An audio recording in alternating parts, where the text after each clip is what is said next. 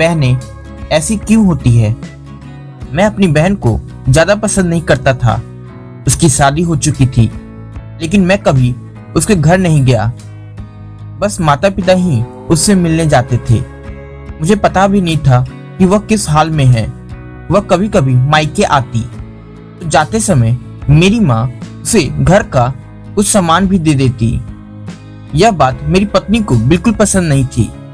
जब भी मेरी माँ ऐसा करती, मेरी पत्नी आकर मुझसे शिकायत करने लगती कि तुम्हारी माँ तुम्हारी कमाई कैसे उड़ा सकती है। जब भी तुम्हारी बहन आती है उसे खाली हाथ जाने ही नहीं देती, कुछ ना कुछ जरूर देती है। तुम अपनी माँ को बता दो, यह सब नहीं चलेगा। पत्नी की बात सुनकर मुझे भी गुस्सा आ गया। मैं माँ के पास गया और कहा, माँ यह सब क्या है।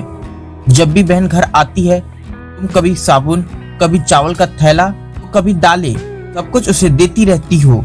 मेरी कमाई तुम ऐसे दूसरों में उड़ाओगी तो तुम्हें भी इस घर से निकाल दूंगा। बहन ने मेरी और माँ की बातें सुन ली। 1 घंटे बाद बहन मेरे कमरे में आई और कहने लगी, भाई जरा रिक्शा ला दो, मुझे अपने घर जाना है। बहन की बात सुनकर मैं मन ही मन बहुत खुश हुआ, लेकिन दिखावे के लिए बहन से कहने लगा, थोड़े दिन और रुक जाती। नहीं भैया, बच्चों की स्कूल की छुट्टी खत्म हो गई है, अब मुझे घर जाना है। कल से इनकी स्कूल शुरू हो जाएगी। फिर वह चली गई। पिताजी के मरने के बाद जब घर का बंटवारा हुआ तो हम दोनों भाइयों ने आपस में ही बंटवारा कर लिया, लेकिन उसमें से भी बहन को कुछ नहीं दिया। वह फिर भी खामोश रही, हमसे कोई शिकायत नहीं की। लेकिन हमारी माँ बहुत रोई और कहने लगी, बहन को भी कुछ दे दो। लेकिन हमने माँ की एक ना सुनी और माँ को डरा धमका कर चुप कर दिया। अब बेचारी विधवा औरत, अगर हम उसे घर से निकाले तो वह कहाँ जाती, इसलिए चुप हो गई।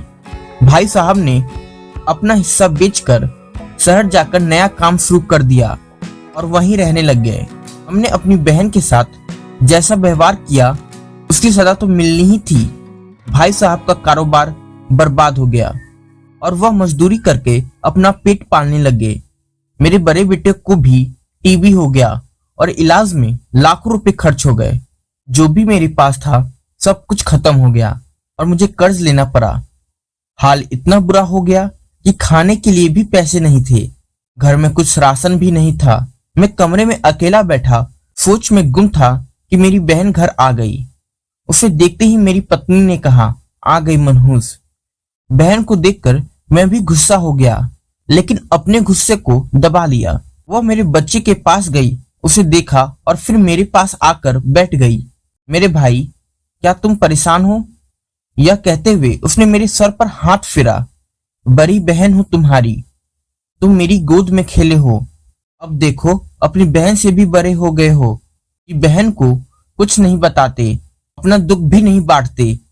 यह कहते हुए उसने अपने सोने के कंगन निकाले और मेरे हाथ में रख दिए। मेरे भाई, परेशान ना हो, यह कंगन बेच दो, अपने घर का राशन भर दो, अपने बच्चे का इलाज भी करा दो और पैसे की जरूरत हो तो बेहिचक कह देना अपनी बहन से, मैं तुझे इस हालत में नहीं देख सकती।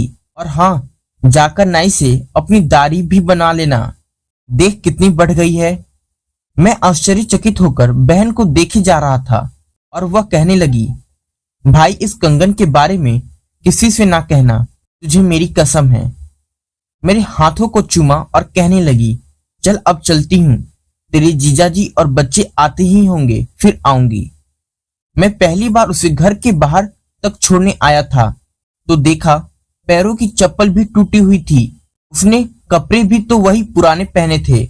मैं बस देखता ही रह गया। मैंने तो कभी अपनी बहन की घरेलू हालत जानने की भी कोशिश नहीं की, लेकिन जब उसने मुझे बुरे हाल में देखा तो वो दौड़ती हुई आई और अपने सोने की कंगन भी दे गई ताकि मैं अपने बच्चे का इलाज करा सकूं और अपने घर का हाल सुधार सकूं।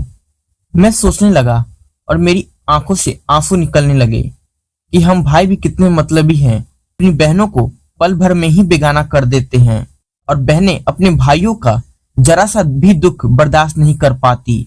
मैं उसके कंगन अपने हाथों में पकड़कर जोर जोर से रोने लगा।